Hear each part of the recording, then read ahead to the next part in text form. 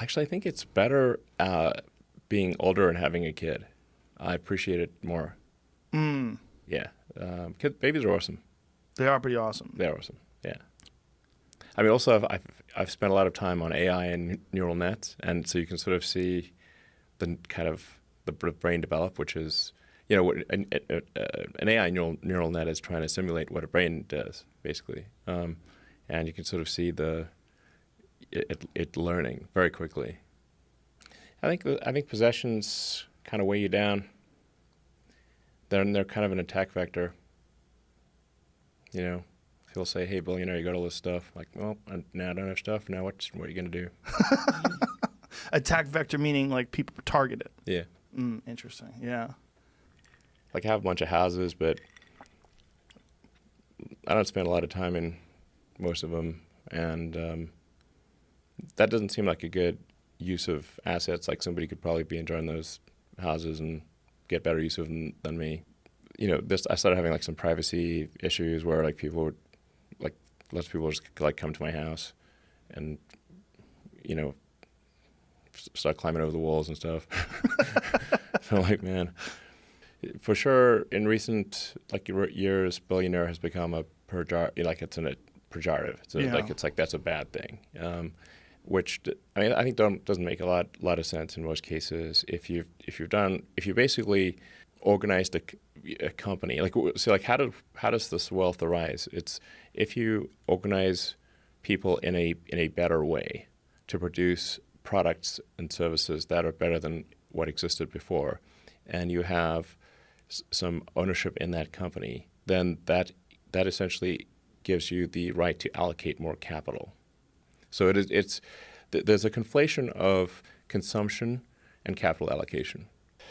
I do think in the United States especially, there's an overallocation of talent in finance and law. Basically, too many smart people go into finance and law. So this is both a compliment and a criticism.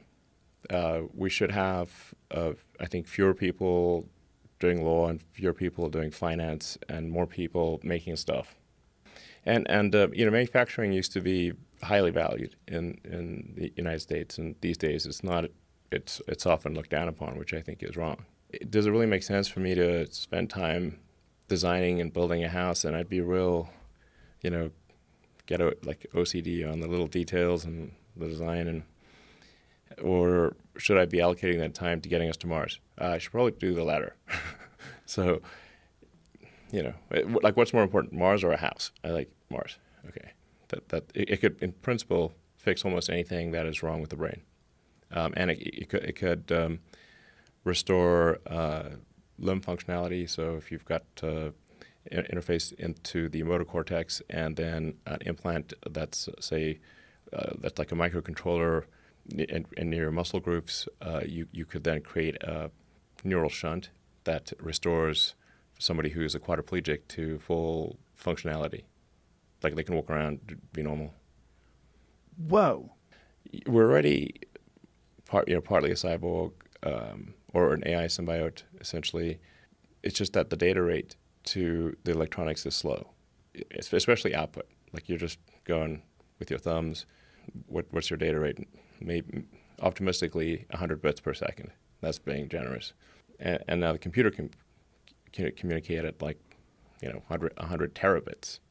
I mean, ultimately, if you want to go with full AI symbiosis, you'll probably want to do something like that. I'm not sure what would happen to language, but you could probably, in a situation like this, that you would be able to it would be kind of like the Matrix. You want to speak a different language, no problem. Right. We'll just download the program. But yeah, I mean, you could save state and restore that state into a biological being if you wanted to in the future. In principle, there's like nothing like from a physics standpoint that prevents us recall everything, just like it's a movie, Crystal clear. Including the entire sensory experience, Emotions, everything, and play it back. Right now, here's the thing: you are a brain in a vat. Then that vat is your skull. Yes. And everything you see, feel, hear, everything, all your senses are electrical signals. Everything. So you can think of this as being the computer, the AI is like a third layer, a tertiary layer. So that is like that could be symbiotic with the cortex. It would be much smarter than the cortex, but you'd essentially have three layers, and you actually have that right now. Your phone is capable of things, and your computer is capable of things that your brain is definitely not. Storing terabytes of information perfectly, doing incredible calculations that we couldn't even come close to doing. You have that with your computer. It's just like I said, the data rate is slow. The connection is weak. And yet, here's another sort of interesting idea, which is, because you can say, like, where did consciousness arise? Well, assuming you believe the belief in physics, which appears to be true, then the universe started off as basically quarks and leptons, and it quickly became hydrogen and helium, lithium, like basically elements of the periodic table. But it was like mostly hydrogen, basically. And then over a long period of time, 13.8 billion years later, that hydrogen became sentient. Well, I hope consciousness propagates into the future and gets more sophisticated and complex, and that it understands the questions to ask about the universe. At the sort of like the meme sphere, there's not enough isolation between countries or regions.